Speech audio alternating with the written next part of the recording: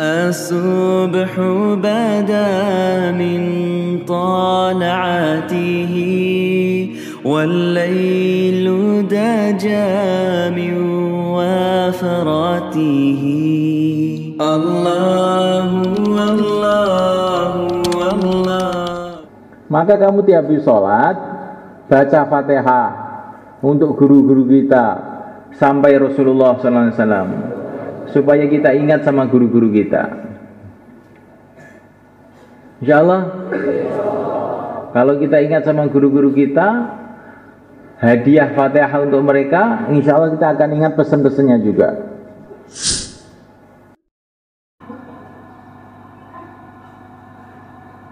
Doa-doa kendaraan itu dihafalkan betul, ya, dan dibaca, saling mengingatkan kita dalam kendaraan mengenai doa-doa naik kendaraan itu.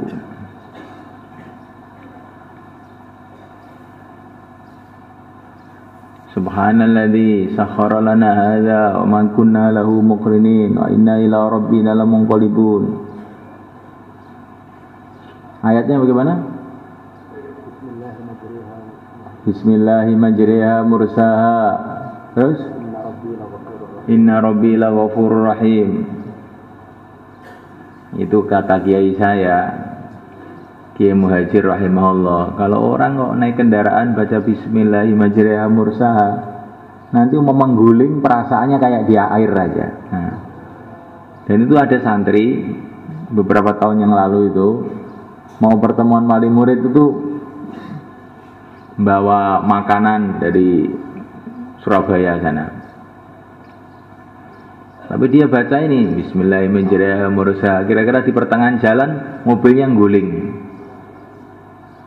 Tapi perasaannya santri itu seperti gulingnya itu di air aja. Jadi tenang-tenang aja, walaupun semua itu kena gule semua, karena bawa gule itu satu periuk gitu. Tapi nggak ada yang luka sama sekali. Semoga kamu selamat semua, ya.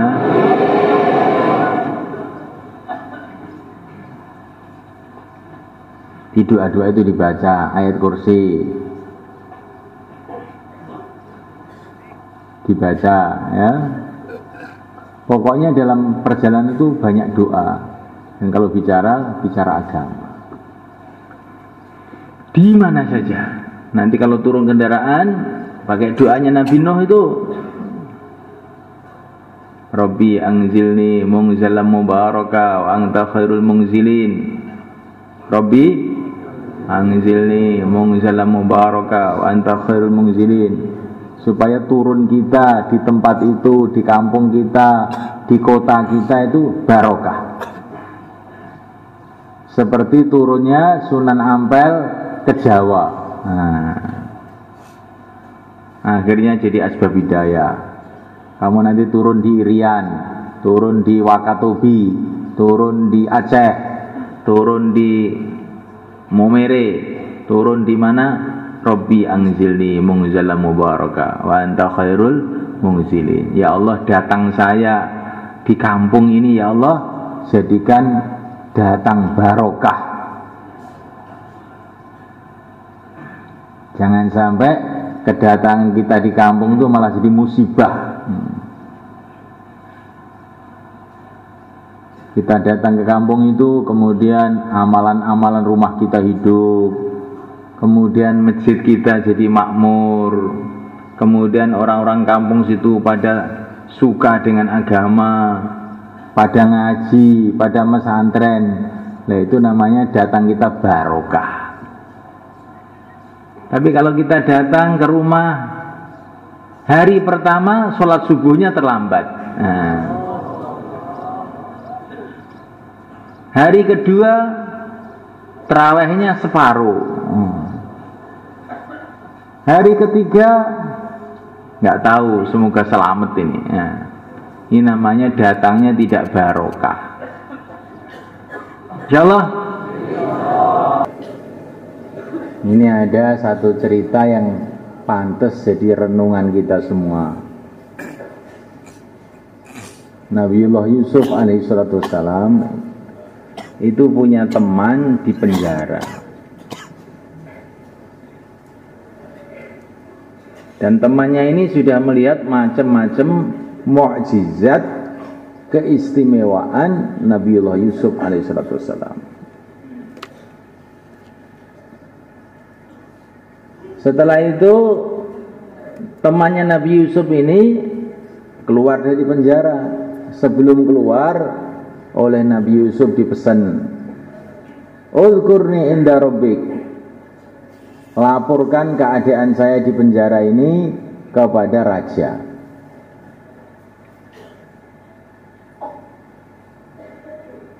Tapi temannya Nabi Yusuf ini setelah keluar, terus dia kerja di kerajaan,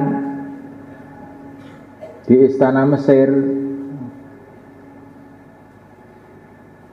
ternyata lupa dengan pesannya Nabi Yusuf alaihissalam ini.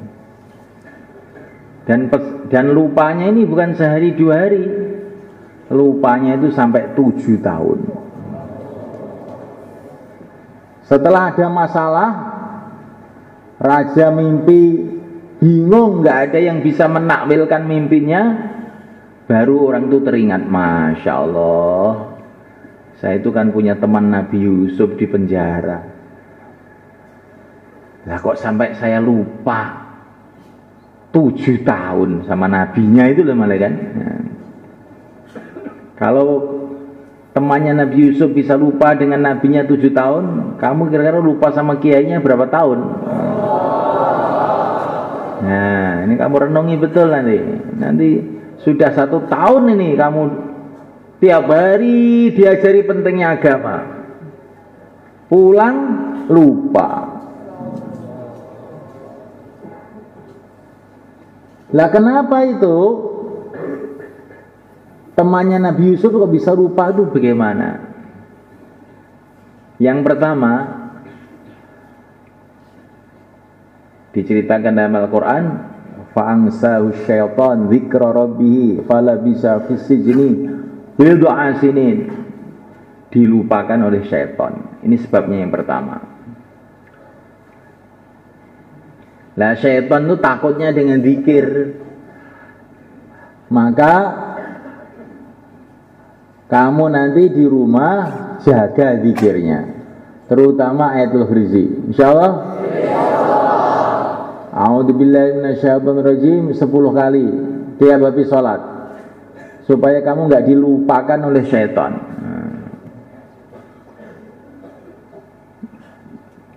Kemudian yang kedua, sebabnya dia itu lupa kepada pesan Nabi Yusuf, karena dia sendiri lupa pada Nabi Yusuf. Kalau ingat sama Nabi Yusuf tidak akan lupa pesannya. Maka kamu tiap habis sholat baca Fatihah untuk guru-guru kita sampai Rasulullah SAW, supaya kita ingat sama guru-guru kita. Insyaallah, kalau kita ingat sama guru-guru kita, hadiah Fatihah untuk mereka, insya Allah kita akan ingat pesan-pesannya juga. Yang ketiga, kenapa ini temannya Nabi Yusuf lupa? Karena dia ini di istananya Mesir, istananya Raja Mesir, itu nggak punya teman. Dia cuma sendiri aja. Maka kamu di rumah cari teman orang-orang soleh, insya Allah. Buat suasana agama di rumahnya. Bagaimana caranya? Walaupun kamu di rumah cuma beberapa hari, hidupkan taklim fadhail di rumah masing-masing dan di masjid masing-masing, insyaallah. Kemudian hidupkan taklim masail. Kamu kumpulkan orang-orang di masjid, ini bagi santri-santri putra, atau kumpulkan adik-adiknya di rumah. Santri putri juga bisa buat ini, adik-adiknya di rumah itu, ajak dia belajar Al-Quran 10 surat dengan bacaan yang bagus, tajwid yang bagus. Kalau bisa anak-anaknya tetangga di situ kita bawa, bacakan taklim fadhail dulu beberapa menit, kemudian belajar 10 surat, baca tasyahud, donga iftitah, donga kunut, sehingga kamu mungkin 20 hari cuma di rumah sudah punya tinggalan beberapa orang baca 10 surat doa kunut, doa iftitah dengan baik, insyaallah. Dulu para sahabat ada yang jumpa kepada Nabi itu hanya beberapa hari, bahkan hanya beberapa jam. Tetapi apa yang mereka dapat dari Nabi itu merasuk dalam hati mereka sehingga menjadi wali-wali Allah setelah itu. Ya tentu ini perjumpaan dengan Nabi memang luar biasa. Tetapi kita ini bukan Nabi, bukan Rasul, bukan apa-apa. Kita ini walaupun begini, kita ini juga ada hubungan dengan Rasulullah SAW. Semoga perjumpaan kita di rumah dengan adik-adik kita, dengan tetangga-tetangga kita ini membawa berkahnya Rasulullah juga, insyaallah ya. Buat suasana. Yang di masjidnya sudah ada usaha-usaha dakwah, kamu gabung dengan orang-orang masjid itu, menghidupkan 2,5 jam taklim di masjid, musyawarah harian, sehingga kita selama beberapa hari di rumah kita ini dalam suasana sehingga tidak lupa kepada agama seperti lupanya temannya Nabi Yusuf itu. Apa sebabnya lupa? Pertama kali digoda setan, goda setan. Setan itu kalau menggoda orang itu bertahap-tahap. Wala tattabi'u khutuwati syaitan. Jangan kamu ikuti langkah-langkah setan. Setan itu kalau menggoda orang itu bertahap-tahap. Pertama kali suruh baca Quran, naik lagi majalah, naik lagi internet, naik lagi televisi, naik lagi nggak tahu apa. Bertahap-tahap sampai lupa kepada agama. Sejauh ya. Lah musuhnya setan itu zikir, waswasil khannas. Kalau hati kita lupa kepada Allah, setan langsung masuk.